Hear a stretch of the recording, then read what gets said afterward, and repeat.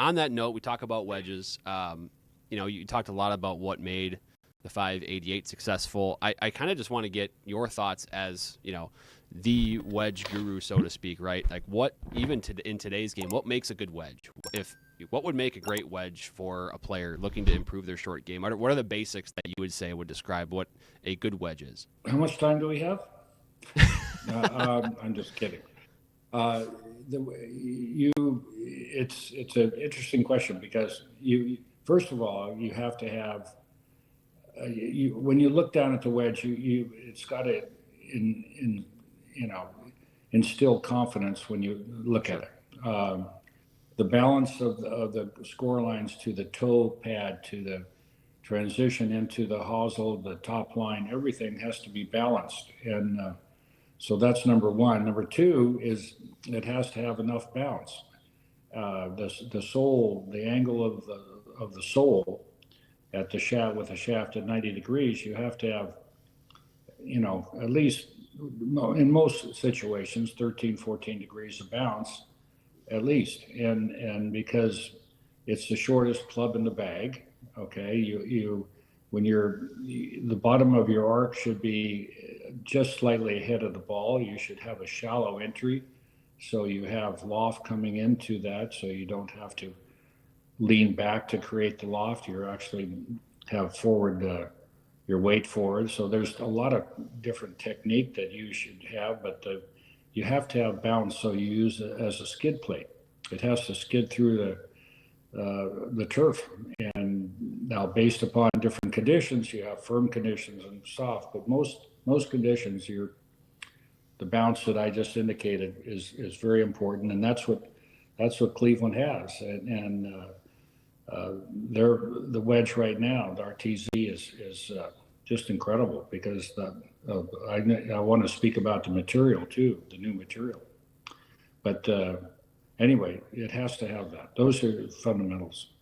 Yeah, I wanted to get to in general, what wedge bounce and grind is. You hinted on it a little bit there, Roger, but I think that's the most common question our club fitters get in our store locations is, especially when it comes to the wedges. First of all, the more loaded question is, why should I get fit for my wedges? I know there's maybe an entire different segment we could do on that from your perspective. But number two is just what bounce is and why is it important for me, for you, for any golfer watching this or listening to this to get themselves fit for the correct bounce that they need, and why is more bounce, to what you just alluded to, why is more bounce helpful in most situations? Well, you most times your bottom of your arc should be slightly ahead of the ball, and you should have your forward shaft lean. And when you have forward shaft lean, you're going to take the bounce angle. You're going to de-loft a little bit, and that's a one-to-one ratio relationship with the sole, and so you're going to take some bounce off. That isn't to say that you're hitting the ball first necessarily. You're actually hitting a proper pitch shot, let's say 20, 30 yards. You're actually letting, because you have a shallow entry, and we'll talk about that as far as technique is concerned, you need to let it slide and let that skid plate slide through the ball. And you'll see the best players on tour, the Jason Day, the Schefflers, almost everybody now uh, has a very shallow attack angle. They do not have a lot of set. Okay, they might have set in their big swing, but in their pitching motion, they don't have a lot of set, and that's called radial deviation. And that set, you have to slow down your body to release the club head down, and you get steep, you have de-loft, de-bounce, and so forth, and bad things happen. So you'll see the players today have a very wide arc and a shallow attack angle, and that's exposing the sole and let it slide through the ball. So that's the technique. But based upon your conditions, and it's really important to get fit if you get a chance to do so. And also, you get fit on what lofts you want. You want to have a gap of about 4 or 5 degrees between your wedges, and iron sets these days are getting stronger, and so you need to Right. take that into consideration. And also, you start with your highest. You want a 60 Do you want a 58? And from that point down to your pitching wedge, you've got to look at the number of wedges you want and can carry. Maybe you want an extra hybrid, so you only have 3 wedges, or maybe you don't need that, so you have 4 wedges. So you have to take that and put that into your calculation, but you don't need anything more than 4 degrees in the gapping. Most Right. people do 5. Sure. Sure. And when it comes to the bounce too, so you've talked a lot about the higher bounce scenarios there. Is there, would you say in most cases, especially, you're working obviously with tour players quite a bit. Would you say that most players are mixing up the amount of bounce on their wedges where, they might have one wedge that has, 12, 13, 14, they might have one with 10. Is that kind of recommended? Because, I feel like that would give you a variety of maybe different possibilities when you're faced with different shots. Yes, absolutely. Typically, what your sand iron or the 54, 56 category will have more bounce than your lob wedge, or 58 or 60. Your 60, those should have potentially maybe a little bit less, but not a lot. So you can do more when you open it up. You increase bounce. You want to be able to get that leading edge under the ball and slide still with the face open. So typically you'll have, 12, 13, 14 in a lob, a little higher, even, higher in your sand. And then your gap wedge, your 50, 52 goes down to 10 or 12, and then it fits into your set. And your irons have Sure. bounce all the way through. Right.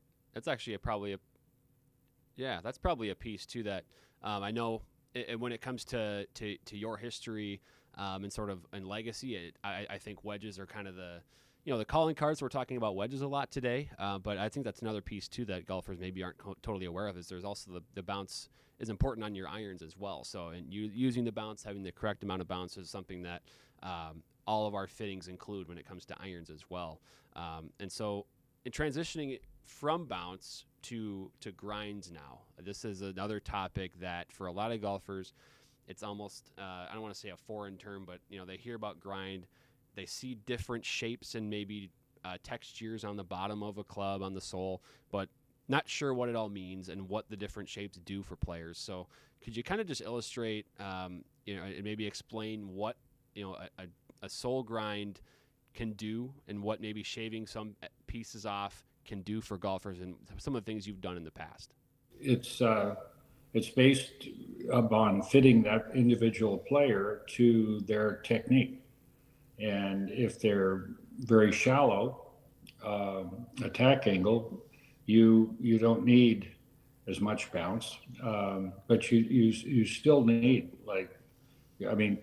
people think I want a low bounce, I want 4 degrees. Well, there are some wedges that actually their center section might be 4 to 6 degrees, but their they have a chamfer that's probably 18 degrees. So that's your skid plate.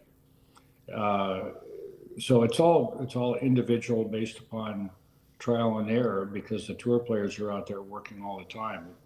And that's one thing that I'd like to really take a second right now and see. The tour players work maybe 30, 40% on their short game. That's why they're so good.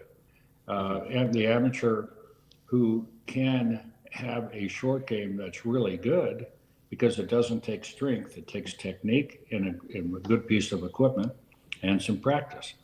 And the amateur, if they really realize that, they can really improve themselves if they take a little time and take some lessons, learn what these guys are doing, because they're working at it all the time. But the technique is not that hard, okay? And you just don't need a lot of set and get a proper wedge. But everybody, all the amateurs can improve themselves. But you need to get fit. So to go back to your question, based upon that technique that a person has, they'll fit. And their tour trailers, we will fit. We'll take some, we'll grind some bounce off, or we'll add some bounce if they're steeper.